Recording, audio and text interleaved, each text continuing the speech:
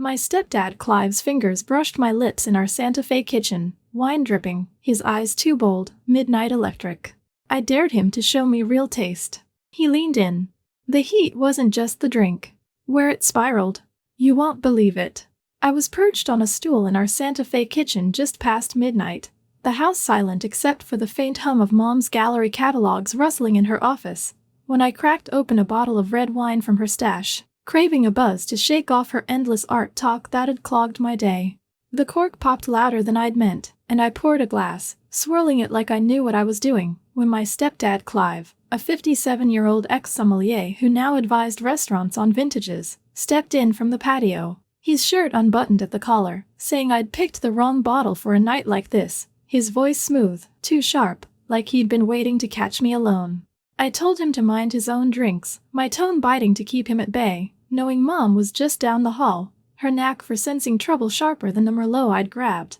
But he didn't back off, stepping to the counter, saying I'd ruin my palate without a lesson, his eyes glinting, too bold for a casual jab. I pushed the glass away, saying I didn't need his expertise, but he picked it up, sniffing it like it was a damn ritual, and said I'd miss out if I didn't try it his way, his words sliding too close to something I didn't want to name, especially with Mom's office light still on, her voice murmuring on a late call. I stood, saying he'd better not start, she'd hear him playing professor, but he moved nearer, holding the glass out, saying one sip, his way, and I'd thank him, his grin daring me, like he'd bet I'd bite, and I grabbed it, saying I'd do it to shut him up, my fingers brushing his, not by accident, because he tilted the glass, letting wine spill over the rim, a drop hitting my chin, and his thumb swiped it, grazing my lips, slow, deliberate, like he'd planned it, the air snapping tight, my voice gone as I stepped back, saying he'd crossed a line, sharp, to drown the heat I hadn't expected. He set the glass down, saying I'd spilled it, not him, his tone calm, like he hadn't just gambled with her footsteps so close, and I wiped my mouth, saying he'd be sorry if she walked in, my hand shaking, not enough to hide, because his move wasn't just bold, it was reckless, and I'd let it land, even for a second, before shoving it away. I turned to the sink, rinsing the glass, saying he'd better leave before I yelled, but he leaned against the island, saying I wouldn't, I'd liked the taste too much, his voice low, cutting, and I spun, saying he was wrong, my words meant to sting. But Mom's office door creaked, her call done, her steps hitting the hardwood, asking who was up, her tone curious, like she'd caught a wrong note in the quiet, and I froze, the sink still running, my excuse ready but thin. I shouted I'd grabbed a drink, turning off the tap, my voice too loud, and she appeared in the doorway, her eyes flicking to the bottle, then me, then Clive, who'd picked up a dish towel, wiping the counter like nothing, but her brow creased, asking why I'd opened her good wine, a question that felt heavier, like she'd seen the drop I'd missed on my shirt. I said I'd felt fancy, shrugging, and headed for the stairs, saying I'd crash, my steps quick, not looking at him, but feeling his gaze, knowing he'd stayed silent, letting me carry it, the kitchen's shadow thick with what I hadn't said. She didn't follow, her voice trailing back to her office, muttering about a frame, but I shut my door, the wine's tang still on my lips, his nerve burning hotter, and I swore I'd block him next time, because her eyes had caught too much, and I wasn't letting his game pull me in, not with her so close, not when one slip could break it all. A few days after Clive's kitchen stunt left my skin crawling, I was itching to get out of our Santa Fe house, where Mom's gallery brochures and artist calls drowned out any chance of quiet. So when she asked me to swing by her art space downtown to help sort frames, I went, not expecting Clive to show up, claiming he was dropping off wine for her next opening. I'd been dodging his shadow since that spilled drop, determined to keep him at arm's length, so I focused on stacking frames in the back room, saying he'd better not linger, my voice clipped to shut down any ideas, knowing Mom was out front, her voice mingling with a client's, her knack for catching odd vibes making me check the door every time it creaked. Clive set a crate of bottles on a table, saying the wines would steal her show, but I'd outshine them if I tried, his tone slick, like he'd polished it since the kitchen, and I told him to save it for his restaurant buddies, grabbing a frame to hang, wanting him gone before Mom noticed us alone, her last glance at my wine-stained shirt still fresh in my head. He didn't budge, uncorking a bottle with a pop, saying I'd never learn taste if I kept running, and poured a glass, holding it out, saying one sniff would change my mind, his eyes steady, like he'd bet on me cracking, and I stepped back, saying I didn't need his lessons, my hands full of wood, but he moved closer, saying my palette was too good to waste, his words landing too personal, like he'd seen something I hadn't shown, the gallery's hum of voices outside sharpening my nerves. I set the frame down, saying Mom would hear him acting like a creep, but he leaned against the table, swirling the glass, saying she was too busy selling art to care, and offered me a sip, not from the glass, but from his knowledge, his voice low, cutting, like he'd turned the back room into his stage, and I was the audience he wanted. I told him to stop, her footsteps were too close, but he said I'd liked his nerve last time, hadn't I, and held the bottle up, saying a rare vintage like this deserved someone who'd savor it, his words double-edged, and I grabbed a cloth to wipe dust off a frame, saying he'd picked the wrong someone. My tone meant to sting, but my fingers fumbled, because his push wasn't just bold, it was relentless, and I'd let it rattle me before, even if I'd shoved it away. He stepped to the crate, pulling another bottle, saying he'd show me one more, just to prove he was right, and I said he'd prove nothing, but didn't leave, my feet stuck, because part of me wondered what he'd try next, and I hated that curiosity, hated how it sat beside my resolve, Mom's voice rising as she walked a client to the door, her heels clicking, close enough I knew we were playing with fire. She called my name, asking if I'd found the gold frames, her tone normal but pointed, like she'd sensed a pause too long, and I shouted back I was on it, shoving a frame onto a hook, my voice too quick, while Clive corked the bottle, saying he'd finish later, his calm a lie. Like he hadn't just thrown a match, his glance lingering as I turned away, like he knew I'd felt it, even if I wouldn't say. I hauled a frame to the front, Mom waiting, her eyes flicking to my hands, asking why I'd taken so long, a crease in her brow like she'd caught dust on my sleeve, or something worse, and I said the boxes were a mess, my words steady, but my grip tight, knowing Clive was still in the back, his bottles clinking, like he was waiting for round two. She nodded, turning to her client, but her pause stuck with me, and I stayed out front, sorting prints, saying I'd help till close, not wanting to face him again, his voice too clear in my head, promising more than wine, and I swore I'd block it next time, because her eyes saw too much, and I wasn't letting his spark catch, not when one slip could burn it all down. A week after Clive's gallery backroom jab left me unsteady, I was prowling our Santa Fe kitchen one late evening, Mom's voice drifting from the dining room as she sorted art catalogs for her next show, when I ducked into the pantry to grab a snack, craving something to dull the edge his words had sharpened. I'd been sidestepping him since, determined to smother the curiosity he'd stirred, but the pantry door creaked, and Clive slipped in, saying he needed a bottle for a client dinner, his shirt sleeves rolled up, like he'd planned to find me here, his timing too precise for chance. I told him to make it fast, my voice clipped, shoving a box of crackers aside, not wanting Mom to catch us in this cramped space, her knack for noticing wrong pauses, like my rushed exit from the gallery, making me check the door's shadow, her footsteps too close for comfort. Clive pulled a bottle from a shelf, saying I'd been avoiding him, and it wasn't because I didn't feel it,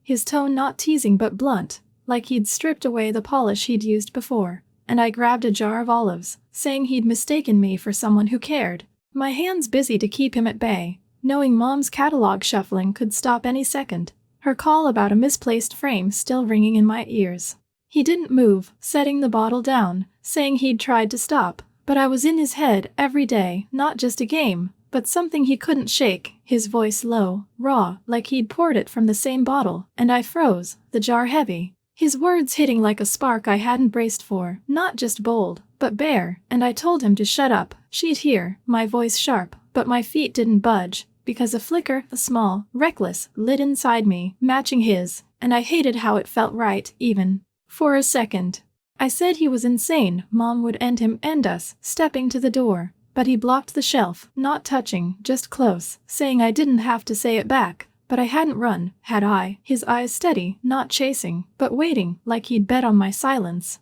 And I gripped the jar, saying he'd regret this, my words meant to cut, but they wobbled, because that flicker wasn't fading, and it scared me, how it grew in the pantry's dim light, her voice now louder, asking where I'd put her pen, her tone normal but pointed, like she'd caught a hitch in the house's rhythm. I shoved the olives back, saying we were done, but didn't open the door, my hand on the knob, because part of me wanted to hear what came next, and I cursed myself for it, Mom's steps moving to the kitchen, her shadow near, making every second a gamble. She called again, sharper, saying she needed that pen now, and I yelled I was grabbing a snack, my voice too high, pushing past Clive to crack the door, the jar left behind, while he picked up his bottle, saying he'd head out, his calm a lie, like he hadn't just dropped a grenade, his glance heavy, like he knew I'd felt it, even if I wouldn't admit it. I stepped into the kitchen, Mom waiting, her eyes flicking to my empty hands, asking why I'd taken so long, a crease in her brow like she'd seen the pantry's light flicker,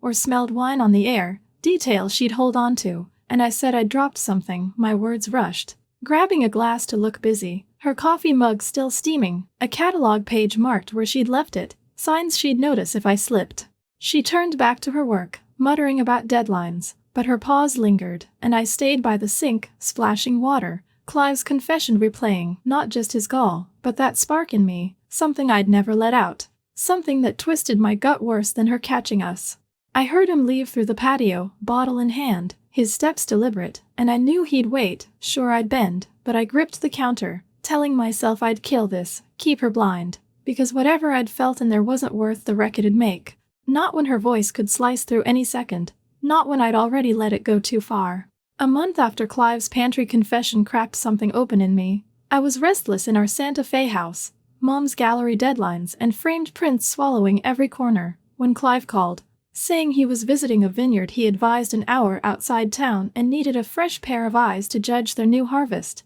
His invite casual but sharp, like he knew I'd been grappling with that spark I'd felt, a pull I hadn't snuffed out despite my guilt clawing harder. I shouldn't have agreed, not with Mom's sharp eyes still haunting me from that night, but I told her I'd be hiking with friends, her distracted nod over a catalog letting me slip out, though her text about a late meeting buzzed my phone, a reminder she'd ask questions if I came back off kilter. The vineyard sprawled under a blazing noon sun, rows of vines heavy with grapes, dust kicking up as Clive led me to a tasting shed, his button-up loose, looking less like a consultant and more like the guy who'd poured truths in the pantry. And I said his harvest better be worth the drive, my voice edged to keep control, but my stomach twisted, knowing I'd come to test myself as much as him. He handed me a clipboard with tasting notes, saying I'd learn more out here than in any kitchen, and pointed to a row of bottles, saying we'd start with their Pinot, his tone light, but his glance held the same weight from that night, like he'd bet I'd lean into it again.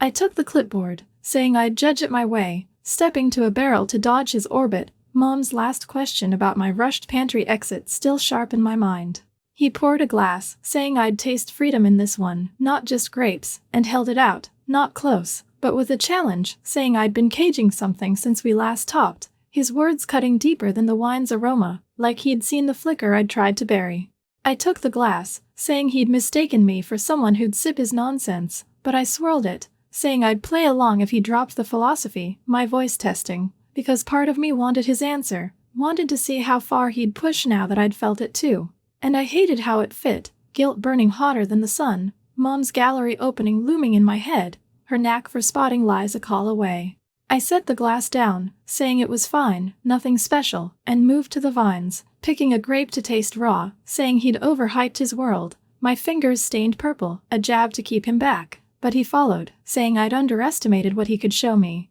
Not just wine, but a life he'd missed, one I'd fit into better than I knew, his voice low, not pleading, but open, like he'd laid his cards down, and I stopped, grape in hand, saying that life wasn't mine, Mom's was, my words meant to shut it down, but they wavered, because his honesty tugged, and I'd leaned into it, just enough, letting it grow where it shouldn't. He stepped closer, pointing to a vine, saying it took risks to grow like that, his hand near the leaf by mine, not touching, but steady. The vineyard's quiet making every word louder, like we'd built a space no one else could enter. A worker shouted from the shed, calling Clive to check a label, his voice slicing the moment, not stopping it, but shifting it, and I dropped the grape, saying we'd wasted enough time, my tone forced, because his words had landed too hard, and I wasn't pulling away as fast as I should, guilt clawing as I walked back, clipboard in hand. He followed, saying I'd see the rest another day, his voice calm, like he'd planted something he'd wait to grow, and I scribbled a note, saying he'd better not count on it, my hand brushing the paper, not him, but enough to admit I'd felt it, Mom's text pinging, asking if I'd be home for dinner, like she'd caught a wrong beat. I said I'd head out, not wanting her to dig, and left him by the shed, the vineyard's dust on my boots, knowing I'd let it go too far, and her questions would cut deeper if I didn't stop this now. But that spark wasn't fading, and I wasn't sure how to kill it. By late summer, I was unraveling in our Santa Fe house, Mom's gallery contracts and framed sketches choking every surface, when Clive texted me one balmy evening, saying he was staging a private wine tasting at a rooftop restaurant he advised downtown. Wanting my input to nail the vibe for a client's launch, his words crisp but laced with the pull I'd felt since his vineyard truths. That spark I'd let flicker in the pantry hadn't died, despite my guilt clawing harder, so I told Mom I'd be at a poetry reading, her distracted hum over a shipment glitch giving me cover, though her knack for catching my half-lies, sharpened since the pantry, had me double-checking my phone, like she'd call the second I stepped too far. The rooftop glowed with string lights, city sprawl below, tables cleared except one where Clive waited, his jacket off, sleeves rolled,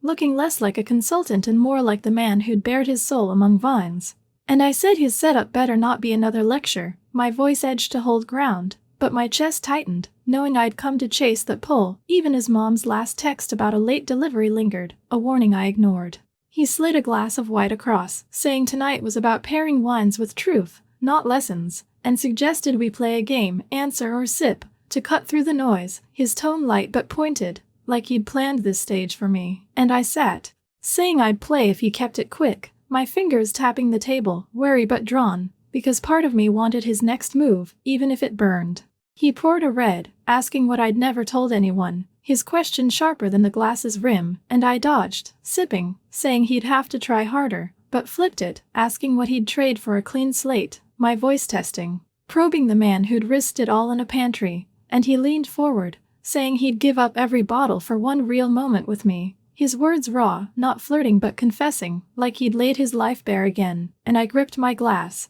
the wine's bite matching the spark. I felt guilty, reckless, but undeniable, Mom's gallery opening flashing in my mind, her eyes too keen to miss what I couldn't hide. I said that moment would cost too much, my tone meant to push, but it softened, because I'd leaned into it, let it grow, and I hated how it fit, like a dress I'd never wear in her light. I poured another, saying his turn, and asked why he'd picked me, not someone free, and he stood, moving to my side, saying I wasn't like anyone I saw him, not the guy she'd tied down, his voice low, close, his hand resting on the table's edge, not grabbing, but near enough to make the air hum, and I tilted my head, saying seeing wasn't enough, my fingers brushing the bottle's neck, a dare I hadn't planned, because that spark was burning now, and I wasn't dousing it, not yet. He said it was more than enough, and slid a new glass my way, saying try this, it's fearless, like you, his words pulling me deeper, the rooftop's glow tightening around us, like we'd carved out a world no one could touch,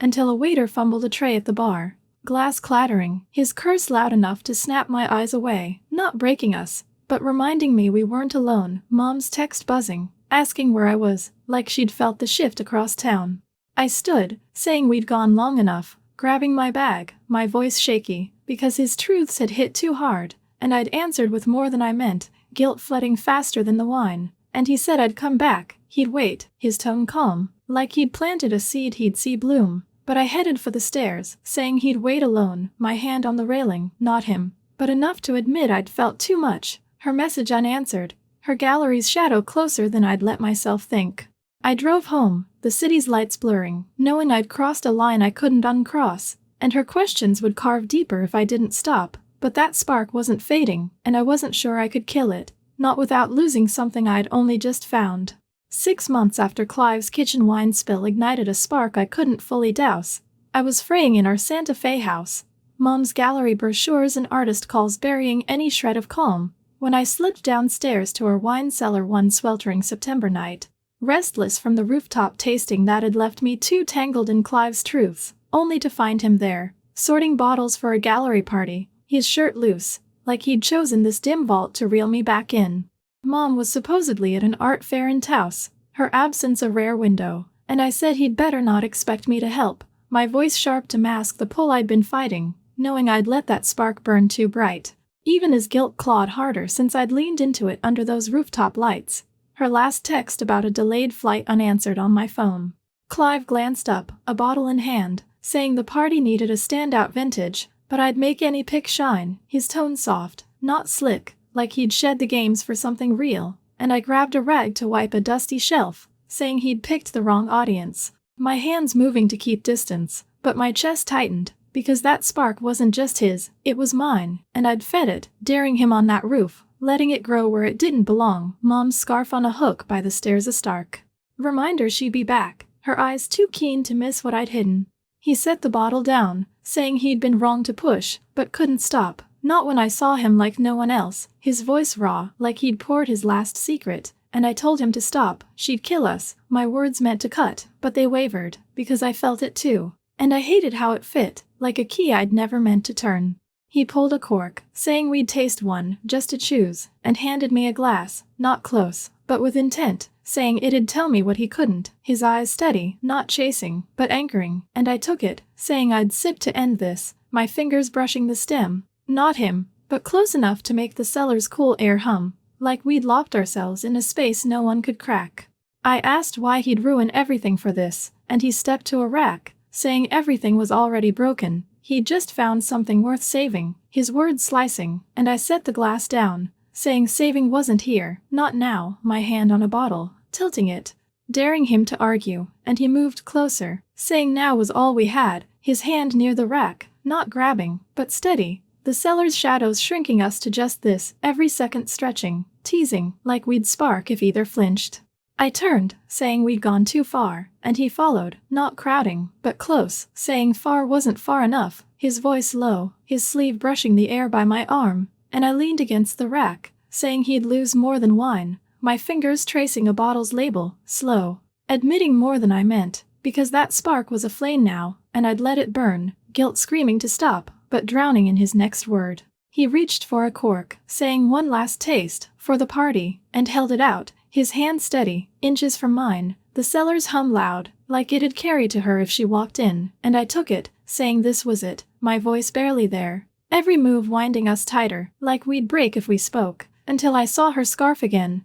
tangled on the hook, her initials stitched, and it hit me, this wasn't mine, it was hers, and I'd stolen it, my hand dropping the cork, my stomach twisting, knowing I'd gone too far to turn back. I backed away, saying I couldn't, my voice cracking, and ran upstairs, grabbing my phone, calling Mom, her voicemail catching my sob as I spilled it. Clive, me, the cellar, we'd crossed a line, I was sorry, my words a flood, knowing she'd hear it when she landed. The doors slammed, she wasn't in touse, her fare cut short, and she stormed in, eyes blazing, screaming what I'd done, her voice shredding, saying she'd seen my texts, his late calls, the way I'd dodged her, and now this, accusing Clive of chasing me like he'd chased others. Her words slicing at secrets I didn't know, throwing a catalog at the wall, yelling I'd wrecked her, wrecked them, and I stood, frozen, as Clive's steps echoed from the cellar, his silence deafening, the scarf still hanging. The cellar's light spilling up, leaving me to face the fire I'd let burn too long.